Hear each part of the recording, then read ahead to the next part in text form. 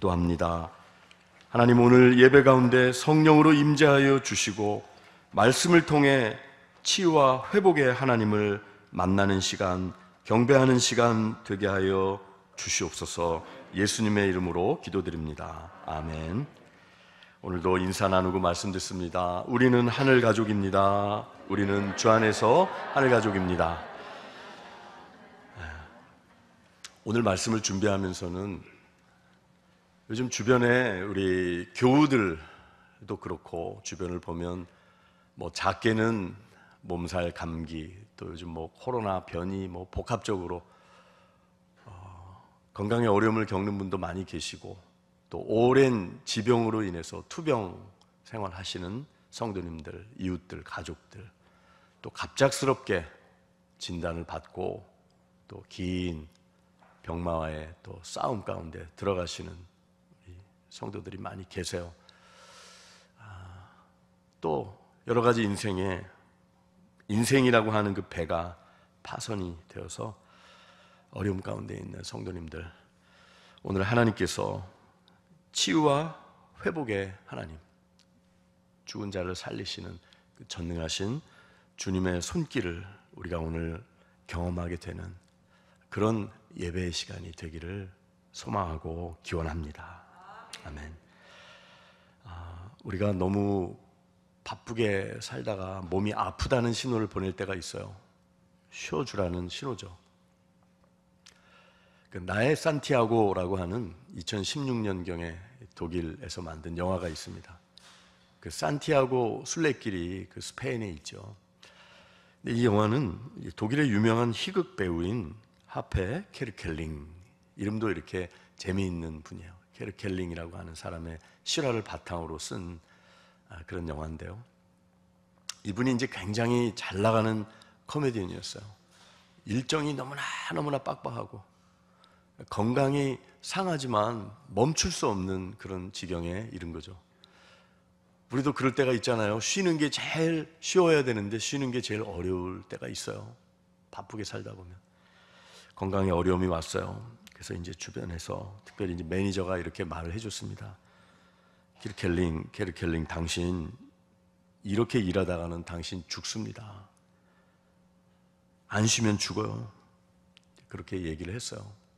이제 쉬는 게 쉽지 않죠. 그래서 결국 수술을 받게 되고 일단 다 내려놓을 수밖에 없는 상황이 됐어요. 그래서 그 코미디언이, 케르켈링이라고 하는 코미디언이 국민 배우인데, 이 산티아고 순례길 이제 다 놓고 걷는 거죠. 이제 배낭 하나 짊어지고 걷는 그 산티아고 유명한 순례에 나서게 됩니다. 그런 순례를 걸으면서 했던 분들의 이야기를 들어보면은 굉장히 치유의 효과가 있다 그래요. 바쁘게 살다가 건강을 상하기도 하고, 그렇지만 그렇게 쭉 걸으면서 이제 무념무상 같지만 사실은 속에서 그동안 억압해 두었던 생각들, 또 상처받았던 것들, 또 꽉 잠재의식 속에 그냥 묶어두었던 그런 것들이 다 생각에 올라오고, 그걸 또 나름대로 한번 정리하고 그런 시간들을 갖게 된다는 거죠. 그래서 걷는다라는 것이 우리에게 굉장히 큰 축복의 통로인 것 같아요. 그래서 저나 여러분이나 걸으실 수 있을 때 이렇게 걸으면서 하나님이 주시는 마음들을 품는 게 참 좋겠다라는 생각이 드는데, 거기에 보면 이제 그 영화에 그런 내용이 나옵니다. 이 코미디언이, 케르켈링이 산티아고 순례길을 걸으면서 그 어릴 때 장례식에 참여했던 그 사건이 이렇게 떠오르더래요. 어느 장례식이건 간에 슬프지 않은 장례식이 있겠습니까? 그런데 특별히 젊은 사람이 하나님의 부르심을 받을 때 우리는 너무나 큰 아픔과 고통을 느끼게 되죠. 이 코미디언이 어릴 때 그 기억을 되살려 보는데 이런 내용이었어요. 이제 신부님이 그 장례 예배 미사를 이렇게 집례하면서 일반적으로 들을 수 있는 그런 위로의 말씀을 해줬어요. 우리에게 너무나 힘든 일이지만 이 젊은 학생이 세상을 떠난 것이 하나님 편에서 너무 사랑하시고 보고 싶으셔서 일찍 부르셨어요. 그런 게 아닌가 싶어요 라고 이야기를 했어요. 그랬더니 이 코미디언이 이제 어릴 때 그 신부님의 이야기를 듣고 집으로 빨리 달려갔어요. 집에 할머니가 계신데 믿음 좋은 할머니였어요. 그 할머니한테 뭐라고 얘기했냐면 이렇게 얘기했대요. 하나님이 할머니를 미워하십니다. 이렇게 이야기를 했대요. 이게 무거운 주제인데 아이의 눈으로 그냥 그렇게 단순하게 바라본 거죠. 죽음은 누구에게나 고통스러운 경험이에요. 죽음의 그림자가 멀리 있는 것 같지만 사실은 가까이에 있죠. 물론 우리는 천국에서의 영생의 소망이 있음을 알고 있음에도 불구하고 남아있는 이들에게, 가까운 이들의 죽음은, 혹은 질병으로 인한 고통, 어둠의 그림자가 다가올 때에는 어렵죠. 힘든 거예요. 특별히 오늘 본문과 같이 아직 살 날이 더 많을 수 있는 젊은 사람이 세상을 떠날 때 그 아픔과 고통은 남아있는 이들에게 너무나 큰 것이에요. 오늘 본문은 누가복음에만 등장하고 있는 나인성 과부의 아들을 예수님께서 살리신 사건이에요. 나인이라고 하는 동네는 신약성경에서 유일하게 이곳에 한 번 등장해요. 갈릴리 호숫가 북쪽에서 남서쪽으로 한나절쯤 가면 나오게 되는 이 도성은 오늘날도 고스란히 그 이름을 간직하고 있어요. 화면을 한번 보여주시면은 성지를 이렇게 방문하게 되면은 이렇게 표시가 나와요. 나인이라고 써 있고 밑에 그 어떤 유적 관광의 기념지로서 이렇게 써 있다는 거죠. 과부의 아들 이렇게 써 있어요. 그대로 예수님 당시의 흔적을, 그 기운을 간직하면서 사람들을 반겨주는 작은 마을이 나인이라고 하는 곳이에요. 예, 감사합니다. 여러분, 이곳에서 예수님께서는 성경에 딱 3번 등장하는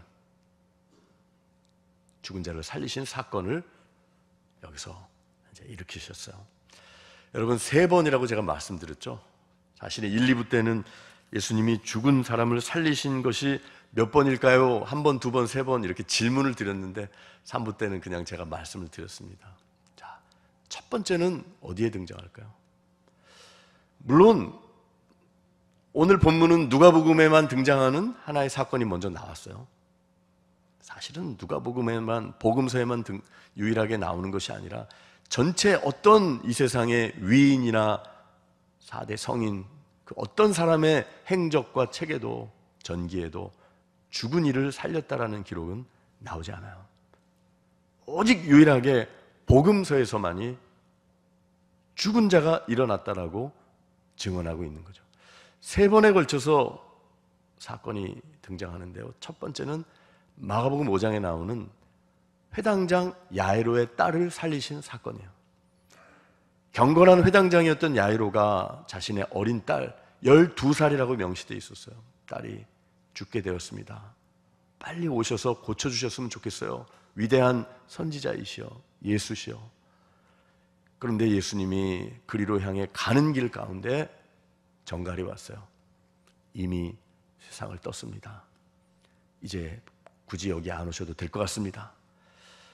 그런데 그 소식을 듣고도 예수님은 야이로의 집으로 가는 거예요. 가서 여러분 어떻게 하셨나요? 그 딸 아이에게 이렇게 말씀하셨죠. 달리다굼, 소녀야 내가 내게 말하노니 일어나라. 달리다굼 이렇게 선포하셨어요. 그러자 그 소녀가 곧 일어나 걸으니 나이가 12살이라. 생생하게 증언하고 있어요. 그래서 예수님께서 이 아이에게 먹을 거를 줘라 이렇게 기록하고 있죠. 이것은 사람이 만들어낸 풍문, 헛소문이 아니에요. 구체적으로 복음서에서 수많은 증인들의 목격담이 있어서 살아있는 증언으로서 전해진 말씀이죠. 두 번째 죽은 자를 살리신 사건은 예수님 공생애의 후반부에 일어났던 요한복음 11장에 나오는 사건이에요. 혹시 여러분 어떤 사건인지 아시겠습니까? 죽은 나사로를 살리신 사건이에요. 마르다와 마리아로부터 전갈이 왔습니다. 우리 오라비 죽게 되었습니다. 빨리 와주세요. 그런데 예수님이 그 소식을 듣고 도착해 보니까 시간이 이제 많이 걸렸어요. 오시는데 죽은 지 벌써 나흘이나 되었더라. 마리아 마르다가 체념하면서 원망 섞인 목소리로 예수님께, 예수님 여기 계셨더라면 우리 오라비가 죽지 않았을 텐데, 원통합니다, 억울합니다, 비통합니다, 이렇게 얘기했어요. 그때 예수님께서 무덤으로 가자, 무덤으로 가자 얘기하시는 거예요. 죽은 지가 나흘이나 됐는데 썩어서 시체가 냄새가 날 텐데 무슨 무덤입니까? 아마 사람들이 그랬을 거예요. 그러나 예수님 무덤 앞으로 가서 큰 바위돌로 가로막힌 그 무덤 입구에서 뭐라고 선포하시고 외치셨어요? 나사로야 나오너라 라고 말씀하셨어요. 성경은 증언합니다. 나사로가 손과 발이, 수족이 배, 그 시신을 쌀 때 입히는 그 배로 동인 채로, 거기다 얼굴이 수건에 덮인 채로 나왔다는 거예요. 지금 생각하면 이렇게 깡충깡충 뛰어서 나왔을 것 같아요. 무서운 이야기 같지만 사실 예수님의 생명이 거기에 들어간 거죠. 그래서 수족이 배로 동인 채로, 얼굴이 수건에 쌓인 채로 걸어 나왔다라고 요한복음 11장은 생생히 증언하고 있어요. 오직 예수님만이 하실 수 있는 일이죠. 그때 예수님 말씀하셨어요. 풀어놓아 다니게 하라, 이렇게 말씀하셨죠. 자, 이것이 예수님이 행하신 두 번째 복음서에 기록된 사건이고요. 오늘 본문의 사건이 행해진 시기로서는 나사로보다 앞설 수 있지만 누가복음에만 유일하게 등장하는 죽은 사람을 살리신 사건이에요. 나인성 과부의 아들을 살리셨죠. 그런데 여러분, 이 나인성 과부의 아들을 살리신 사건은 여느 치유 사건과 또 믿음이 있는 사람들을 향해서 고쳐주신, 살리신 사건과는 조금 달라요. 왜냐하면 많은 경우에 예수님께서는 믿음이 있는 사람들의 그 믿음을 보시고 고치시고 기적의 역사를 일으키셨는데, 오늘 본문은 나인성의 그 과부가 예수님을 향한 믿음이 있었다거나 간절함이 있었다거나 그런 것이 나타나지 않아요. 그냥 예수님께서 보실 때 너무나 불쌍하게 보셨던 거예요. 불쌍히 여기셨다 그랬어요. 불쌍히 여기셨다라는 표현이 13절에 나오잖아요. 주께서 과부를 보시고 불쌍히 여기셨다.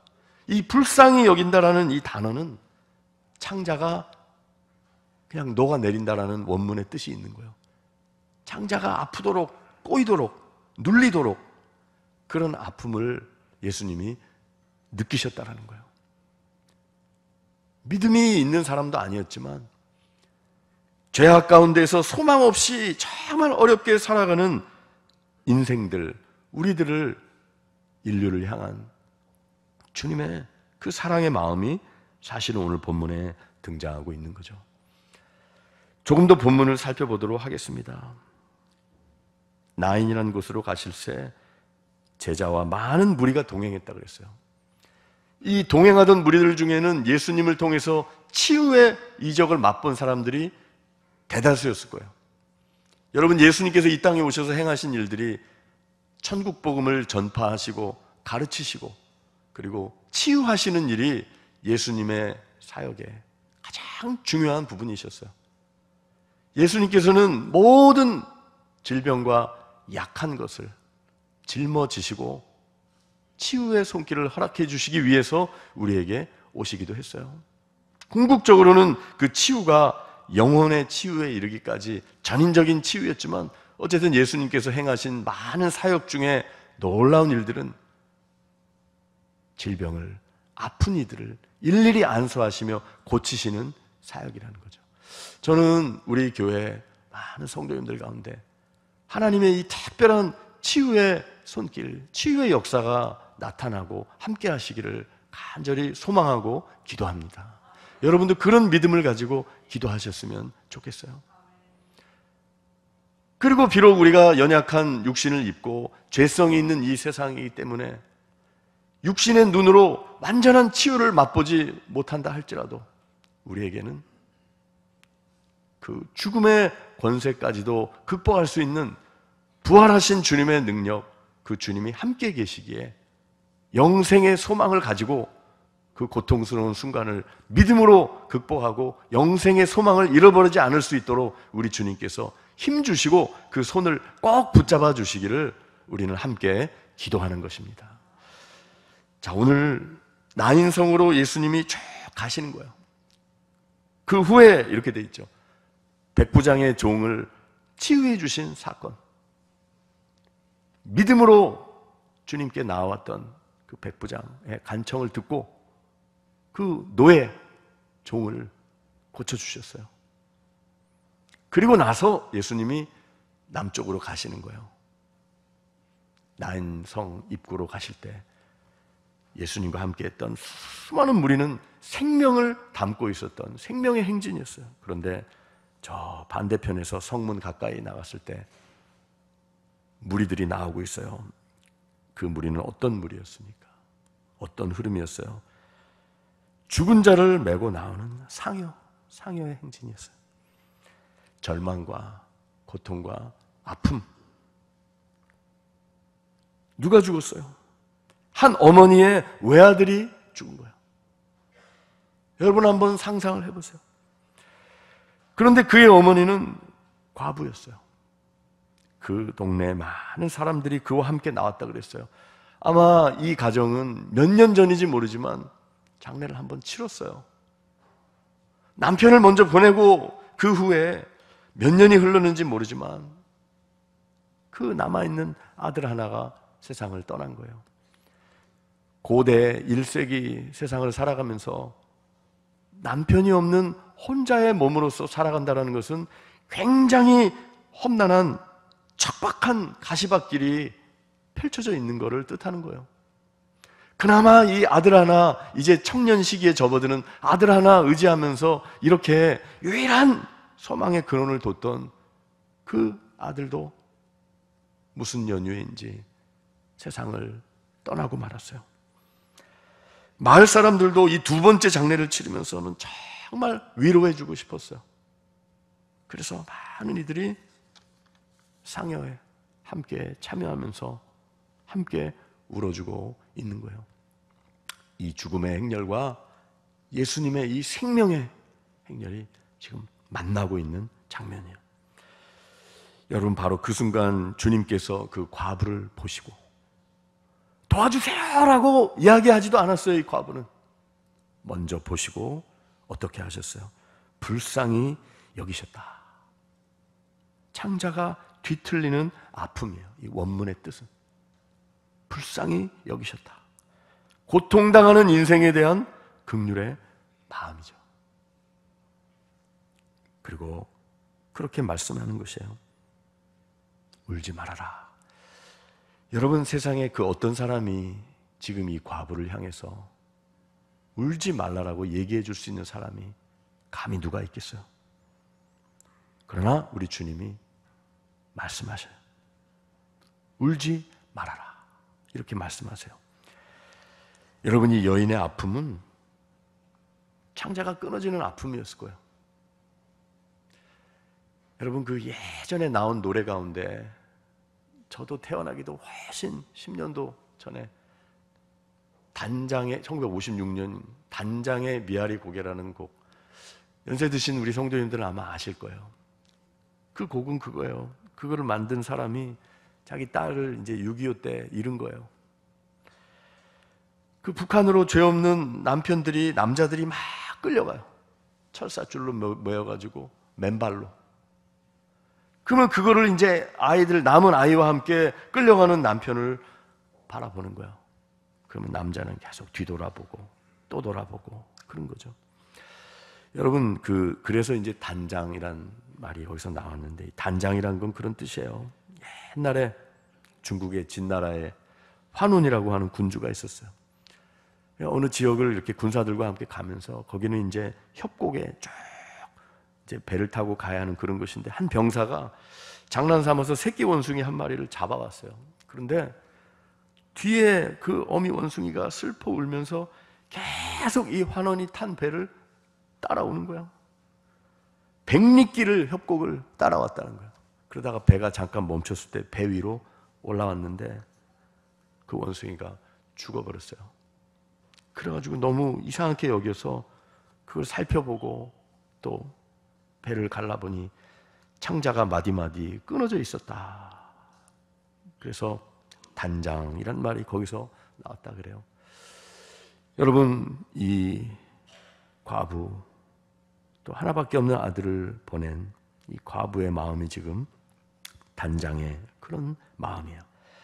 저는 오늘 말씀을 준비하면서 또 이 자리에 계신 성도님들 가운데 육신의 질고로 인해서 또 투병 생활을 하면서 하나님의 긍휼하심을 구하는 우리 성도님들, 또 이루 말할 수 없는 고통과 죽음의 그늘이 덮이고 또 그런 어려움으로 인해서 큰 아픔과 어려움과 슬픔, 두려움 가운데 계신 성도님들 가운데 우리 주님이 하시는 이 말씀을 우리가 다 듣고 위로 얻기를 원하는 것입니다. 우리 주님은 이렇게 말씀하세요. 울지 말라.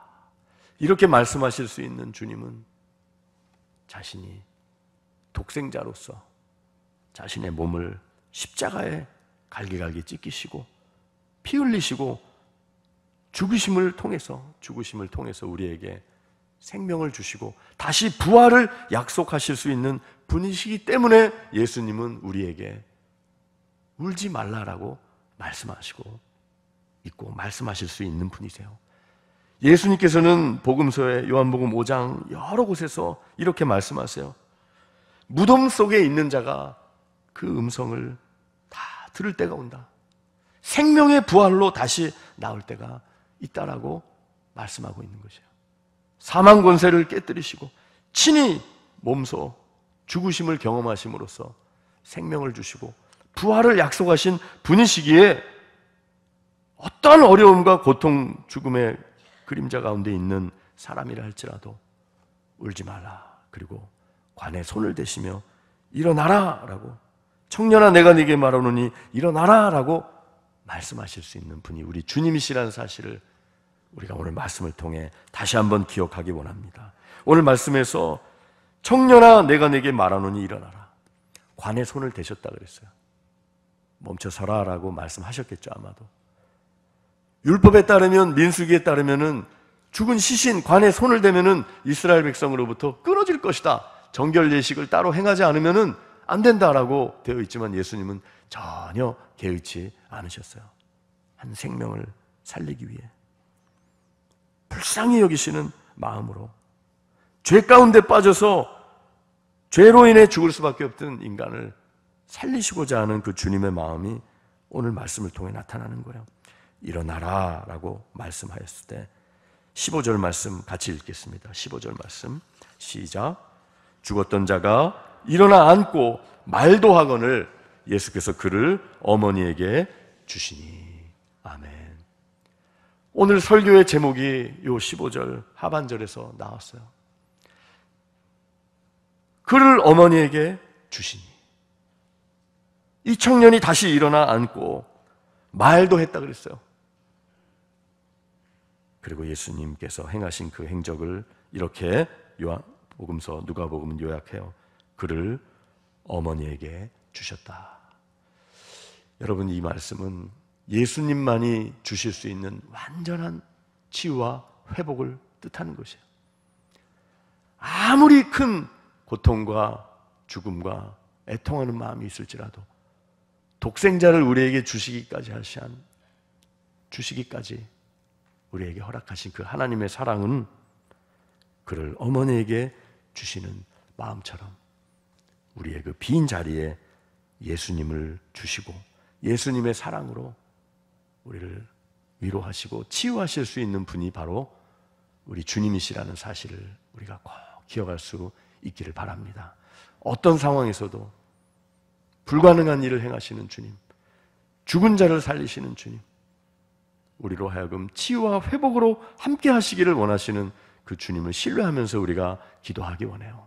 그리고 그리 아니하실지라도 눈에 보이는 가시적인 그런 치유와 회복이 당장 일어나지 않더라도 하나님, 더 놀라운 기적은 내가 이럼에도 불구하고 슬픔 가운데만 빠져 있고 낭만 가운데 울고 있는 자리에만 앉아 있는 것이 아니라 주님이 독생자를 우리에게 주신 것처럼 그를 어머니에게 주셔서 회복이 일어났던 것처럼 우리에게 독생자 예수 그리스도를 우리에게 주셨다라는 그 사실을 생각할 때 우리는 어떤 슬픔 속에서도 울지 말라라고 하시는, 내가 여기 있다, 나의 아들을 너에게 준다라는 그 주님의, 하나님 아버지의 음성을 듣고 우리는 회복할 수 있고 다시 일어날 수 있는 것입니다.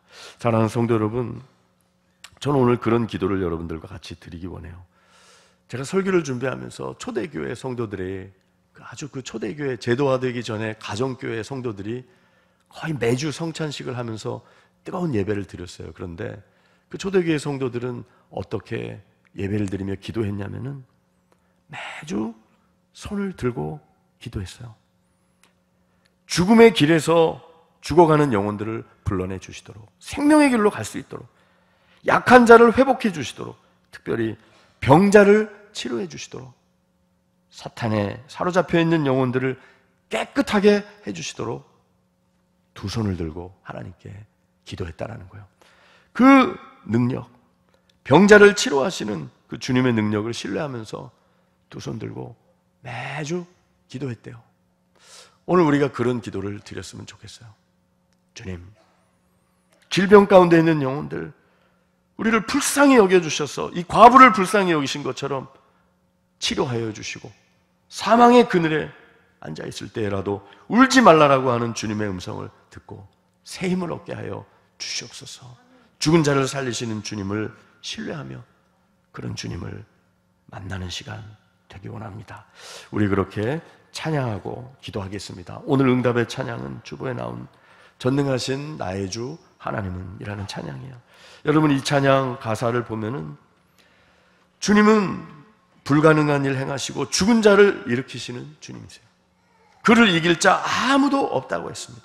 여러분, 오늘 말씀을 기억하면서 이 찬양을 드리고 우리 오늘은 두 손 들고 한번 기도했으면 좋겠어요. 치유와 회복을 위해서, 생명의 회복을 위해서 기도하는 시간 갖겠습니다. 우리 찬양 드립니다. 전능하신 나의 주 하나님은.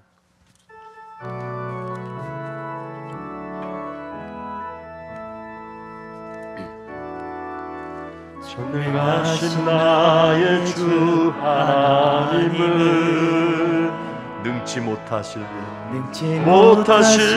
일 전혀 없네. 우리의 모든 간구도, 우리의 모든 생각도, 우리의 모든 꿈과 모든 소망도 신실하신 나의 주 하나님은 우리의 모든 괴로움, 우리의 모든 괴로움 바꿀 수 있네. 불가능한 일 행하시고 불가능한 일 행하 죽은 자를 일으키시니 그를 이길 자 아무도 없네. 주의 말씀 의지하여 깊은 곳에 금을 던져 오늘 그가 놀라운 일을 이루시는 것 보라. 주의 말씀 의지하여 믿음으로 금을 던져 믿는 자에게 능치 못함 없네. 우리 한 번 더 믿음으로 찬양합니다. 전능하신 나의 주 하나님은 능치 못하신 일 전혀 없네.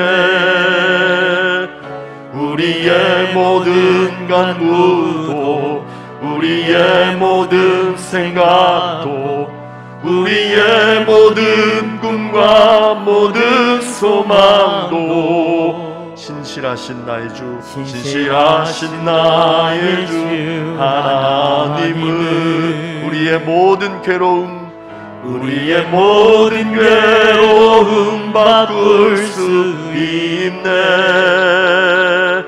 불가능한 일 행하시고 죽은 자를 일으키시니 그를 이길 자 아무도 없네.